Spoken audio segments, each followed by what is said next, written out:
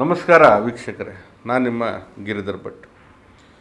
ನೀವು ಎಷ್ಟೇ ಏನೇ ಮಾಡಲಿಕ್ಕೆ ಹೋದರೂ ಶತ್ರು ದರಿದ್ರ ರೀತಿಯಲ್ಲಿ ಹಿಂದೆನೇ ಬಿದ್ದಿರ್ತಾನೆ. ಹೇಗೆ ಅಂತಂದರೆ ಅವನೊಂದು ರೀತಿಯಲ್ಲಿ ಅಡ್ಡಕಸ್ಬು ಇರ್ಬೋದು, ನಿಮ್ಮ ಜೀವನನ ಭಾಳಷ್ಟು ಹೈರಾಣ ಮಾಡಾಕ್ಬಿಡ್ತಾನೆ. ಅಂದರೆ ಅವನ ಬಗ್ಗೆ ಯೋಚನೆ ಇಲ್ಲ, ಕಂಡರ ಬಗ್ಗೆ ಆಲೋಚನೆ ಜಾಸ್ತಿ. ಈ ಕೆಲವೊಬ್ರು ಈ ಕಿವಿಗಳಿರ್ತವೆ, ಈ ಬೇರೆಯವ್ರ ಮೇಲೆ ಏನು ನಡೆಯುತ್ತೆ ಅಲ್ಲಿ ನಡೆದು ಇನ್ನೊಬ್ರಿಗೆ ಹೇಳೋದು, ಅದು ಇದು ಅಪಪ್ರಚಾರ ಮಾಡಿ ಮುಗಿಸ್ಬಿಡೋದು. ಇಂಥ ಜನ, ಇಂಥ ಒಂದು ಕೃತ್ಯ. ಒಂದು ಚಿಕ್ಕದಾಗಿ ಹಗ್ಗ ನೋಡಿದ್ರೆ ಆ ಮನೇಲಿ ಹಾವು ನೋಡಿದೆ ಅಂತ ಹೇಳಿಬಿಟ್ಟು ಪುಂಖಾನುಪುಂಖವಾಗಿ ಪ್ರಚಾರ ಮಾಡಿಬಿಡ್ತಾರೆ. ಇಂಥ ಜನ ಇರ್ತಾರೆ. ಏನೋ ಒಂದು ಮಾಡ್ಲಿಕ್ಕೆ ಹೋದ್ರೂ ಕೂಡ ಬಿಡೋದಿಲ್ಲ, ಬೇರೆ ರೀತಿಯಲ್ಲಿ ಕನ್ವರ್ಟ್ ಮಾಡಿಬಿಡ್ತಾರೆ ಅವರು. ಶತ್ರು ಯಾವುದೇ ರೀತಿಯಲ್ಲಿ ನಿಮ್ಮನ್ನು ತುಳಿಬೇಕಂತ ಅವನು ಮನಸ್ಸು ಮಾಡಿದಾನಂದರೆ ಅದಕ್ಕೋಸ್ಕರ ಅವನು ಬಹಳಷ್ಟು ಅಭ್ಯಾಸಗಳನ್ನು ಮಾಡಿರ್ತಾನೆ. ಅದಕ್ಕೇನೇ ಆಗಲಿ, ಎಷ್ಟೇ ಹೋರಾಟ ಆಗಿರಲಿ, ಎಷ್ಟೇ ಅವಮಾನ ಆಗಲಿ, ಎಷ್ಟೇ ಸೋಲಾಗಲಿ ಅವನು ಬಿಡೋದಿಲ್ಲ. ನಿಮ್ಮ ಹಿಂದೆ ದರಿದ್ರ ರೀತಿಯಲ್ಲಿ ಬಿದ್ದಿರ್ತಾನೆ. ಆ ಬಿಸಿಲಲ್ಲಿ ಮಾತ್ರ ನೆರಳು ಇರುತ್ತೆ, ನೆರಳು ಬಿದ್ದಾಗ ನೆರಳು ಕಾಣೋದಿಲ್ಲ. ಅದಾದರೂ ನಿಮ್ಮನ್ನು ಬಿಡ್ಬೋದು, ಈ ಶತ್ರು ನಿಮ್ಮನ್ನು ಬಿಡೋಲ್ಲ. ಕತ್ತಲಲ್ಲಿ ನೆರಳಿರಲ್ಲ ಅಂದ್ಕೊಡಿ, ಆದರೂ ಕೂಡ ಈ ಶತ್ರು ಕತ್ತಲಲ್ಲೂ ಕೂಡ ಇರ್ತಾನೆ. ಅಂದರೆ ನಿಮ್ಮ ಹಿಂದೆ ಎಲ್ಲದರಲ್ಲೂ ಹಿಂದೆ ಇರ್ತಾನೆ. ಏನು ಮಾಡಬೇಕು ಅನ್ನೋದು ಅವನು ಯೋಚನೆ ಮಾಡ್ತಾನೆ ಇರ್ತಾನೆ, ನಿಮ್ಮ ಬಗ್ಗೆನೇ ಚಿಂತೆ ಮಾಡ್ತಾ ಇರ್ತಾನೆ. ನೀವೆಲ್ಲೇ ಹೋದ್ರೆ ಅಲ್ಲಿ ಕಲ್ಲು ಹಾಕೋದು, ವ್ಯವಹಾರ ಮಾಡಿದ್ರೆ ಅಲ್ಲಿ ಕಲ್ಲು ಹಾಕೋದು, ಅಥವಾ ನೀವು ಯಾರ ಹತ್ರನಾದ್ರು ಸಹಾಯ ಪಡೆಯೋಕೆ ಹೋದ್ರೆ ಅಲ್ಲೂ ಕಲ್ಲು ಹಾಕೋದು. ನಿಮ್ಮದೇನೋ ಜಾಗ ಜಮೀನು ಇತ್ತು ಅಂತಂದರೆ ಅಲ್ಲೇನಾರು ಎತ್ಕಟ್ಬಿಟ್ಟು ಬೇರೆಯವ್ರಿಗೆಲ್ಲ ಹಾಳು ಮಾಡಿಬಿಡೋದು. ಇಲ್ಲದೆ ಇರೋದನ್ನ ಇದೆ ಅಂತ ಸೃಷ್ಟಿ ಮಾಡೋದು, ಇದ್ದಿದ್ದನ್ನು ಇಲ್ಲ ಅಂಥೇಳಿ ಸೃಷ್ಟಿ ಮಾಡೋದು, ಅವಮಾನ ಮಾಡೋದು, ಅಪಮಾನ ಮಾಡೋದು, ತೇಜೋವಧೆ ಮಾಡೋದು, ಕೊನೆಯದಾಗಿ ನಿಮ್ಮನ್ನು ಸಂಪೂರ್ಣವಾಗಿ ಮುಳುಗಿಸೋ ಗಂಟ ಅವ್ನಿಗೆ ಸಮಾಧಾನ ಇಲ್ಲ. ಇದು ಶತ್ರುವಿನ ಒಂದು ವಿಷಯ. ಆದಷ್ಟು ಇಂಥದ್ದು ಬಳಗದಲ್ಲಿ ಜಾಸ್ತಿ ಇರ್ತವೆ, ಅಥವಾ ಸ್ನೇಹಿತರಲ್ಲಿ, ನೆರೆಹೊರೆಯಲ್ಲಿ. ಯಾವುದೋ ಒಂದು ಕಾಲಕ್ಕೆ ಏನೋ ಒಂದು ರೀತಿಯಲ್ಲಿ ಮಾತಾಗಿರುತ್ತೆ, ಜಗಳ ಆಗಿರುತ್ತೆ, ಅದನ್ನೇ ಮನಸ್ಸಲ್ಲಿ ಇಟ್ಕೊಂಡು ಹಾಗೆತನ ಸಾಧಿಸ್ತಾನೆ ಇರ್ತಾರೆ. ಒಂದು ಇನ್ನು ಕೆಲವೊಬ್ಬರು ಇಲ್ಲದೇ ಇರೋದನ್ನ ಹೇಳಿ ಎತ್ಕಟ್ಟಿ ಅಪಪ್ರಚಾರದಿಂದ ಇಬ್ಬರನ್ನ ದೂರ ಮಾಡಿ ಶತ್ರುವಾಗಿ ಮಾಡಿಟ್ಟಿರ್ತಾರೆ. ಅದನ್ನೇ ನಡ್ಸ್ಕೊಂಡು ಹೋಗುವಂಥದ್ದು. ಅವ್ನು ಮಗ ಮಾಡಿದಂಥ ಮೊಮ್ಮಗ, ಹೀಗೆ ಕಾಲಕ್ಕೂ ವಂಶವಾಹಿನಿ. ಆ ರೀತಿಯಲ್ಲೂ ಕೂಡ ಶತ್ರುಗಳು ಬೆನ್ನ ಹಿಂದೆ ಬೇತಾಳದ ಥರ ಬಿದ್ದಿರ್ತವೆ.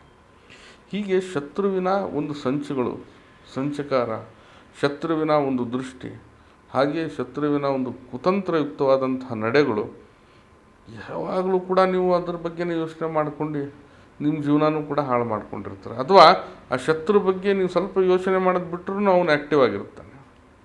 ಈ ಕಡೆ ಬಿಡಂಗೂ ಇಲ್ಲ, ಈ ಕಡೆ ನಿಮ್ಮ ಜೀವನ ಮಾಡೋಂಗೂ ಇಲ್ಲ. ಬಿಸಿ ತುಪ್ಪ ಇದು, ನುಂಗಂಗೂ ಇಲ್ಲ, ಉಗಳಂಗೂ ಇಲ್ಲ. ಅಂಥ ಒಂದು ಪರಿಸ್ಥಿತಿಯಲ್ಲಿ ಶತ್ರು ತಂದಿರ್ತಾನೆ.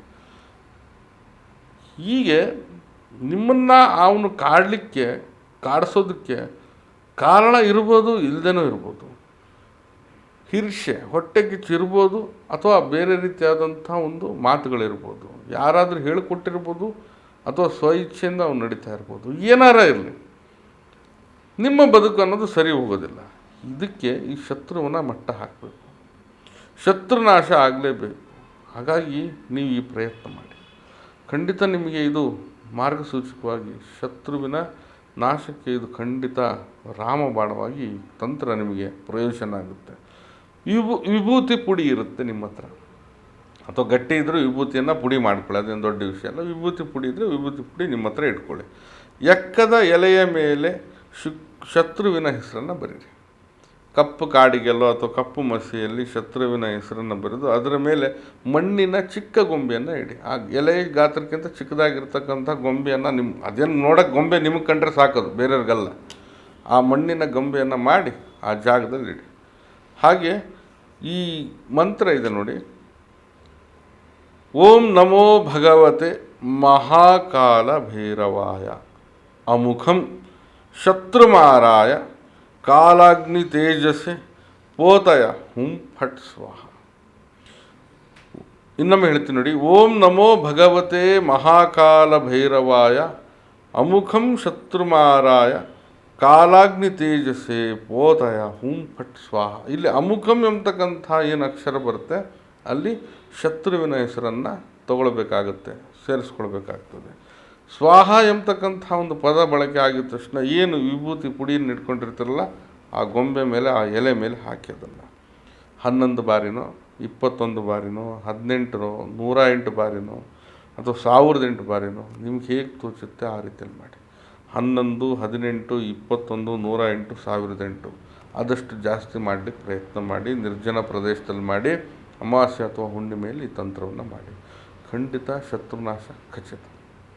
ಈ ಪರಿಹಾರ ಯಾವುದೇ ರೀತಿಯಲ್ಲಿ ನೀವು ಕಷ್ಟಪಟ್ಟು ಅಥವಾ ಭಾಳ ಶ್ರಮ ಇದೆ ಅಂತ ತಿಳ್ಕೊಂಡು ಮಾಡೋದಲ್ಲ, ಭಾಳ ಸುಲಭವಾಗಿರ್ತಕ್ಕಂತಹ ವಿಧಾನ ಹೇಳ್ತಾ ಇದ್ದೀನಿ. ಏನು ಮಂತ್ರ ಒಂದು ಸ್ವಲ್ಪ ತಾವು ಉಚ್ಚಾರಣೆಯಲ್ಲಿ ಸ್ಥಿತಿಗತಿಗಳು ಬಂದರೆ ಸಾಕು. ಹಾಗೆ ನಿಮಗೆ ಶತ್ರು ಏನು ಮಾಡ್ತಾ ಇದ್ದಾನೆ ಅದರ ಲೆಕ್ಕಾಚಾರದ ಮೇಲೆ ತಾವು ಯೋಚನೆ ಮಾಡಿ. ಸುಖ ಸುಮ್ಮನೆ ನಿಮಗೆ ನೀವೇ ಶತ್ರುಗಳು ಯಾರು ಇದ್ದಾರೆ ಅಂತ ಹೇಳ್ಬಿಟ್ಟು ಊಹಾಪೋಹದಿಂದ ಇಂಥ ಒಂದು ತಂತ್ರಗಳನ್ನು ಮಾಡಲಿಕ್ಕೆ ಹೋಗೋದು ಅಶುಭ ಆಗುತ್ತೆ. ಎಚ್ಚರಿಕೆ ಇರಲಿ. ಮತ್ತು ಏನಂತಂದರೆ ನಿಮ್ಮ ಹಣನೂ ಉಳಿಯುತ್ತೆ ನೀವೇ ಮಾಡೋದ್ರಿಂದ. ಹಾಗೆ ನಿಮ್ಮ ಸಮಯವನ್ನು ಈ ಶತ್ರುವಿನ ಎಷ್ಟು ಸಮಯ ಕೊಡ್ತೀರಾ ಅದಕ್ಕಿಂತ ಬಹಳ ಚಿಕ್ಕ ಸಮಯ ಇದು ಕೊಟ್ಟು ಮಾಡ್ತೀರಾ. ಇದರಿಂದ ಮುಂದೆ ಶತ್ರುಗಳ ಸಮಸ್ಯೆ ನಿಮಗೆ ಬರೋದಿಲ್ಲ ಅನ್ನೋದು ಖಚಿತವಾಗಿ ನಾನು ತಿಳಿಸ್ತಾ ಇದ್ದೀನಿ. ಖಂಡಿತ ಮಾಡಿ. ನಾನು ನಿಮ್ಮ ಗಿರಿಧರ್ ಭಟ್. ನಮ್ಮ ಕಚೇರಿ ಅಥವಾ ಮನೆ ಬಂದು ಜ್ಞಾನಭಾರತಿ ಯೂನಿವರ್ಸಿಟಿ ಕ್ವಾರ್ಟರ್ಸ್ ಸರ್ಕಲ್ ಬೆಂಗಳೂರಲ್ಲಿದೆ. ಬರೋರು ಮೊದಲೇ ಸಮಯವನ್ನು ನಿಗದಿಪಡಿಸ್ಕೊಂಡು ಬನ್ನಿ. ಬರಲಿಕ್ಕೆ ಸಾಧ್ಯ ಆಗಿಲ್ಲ ಅಂತಂದರೆ ಈ ಕೆಳಗಡೆ ಕಾಣ್ತಾ ಇರ್ತಕ್ಕಂಥ ಮೊಬೈಲ್ ನಂಬರ್ಗೆ ಕರೆ ಮಾಡಿ ಮುಕ್ತವಾಗಿ ಸಮಾಲೋಚನೆ ಕೂಡ ಮಾಡ್ಬೋದು. ಶುಭ ಆಗಲಿ. ನಮಸ್ಕಾರ.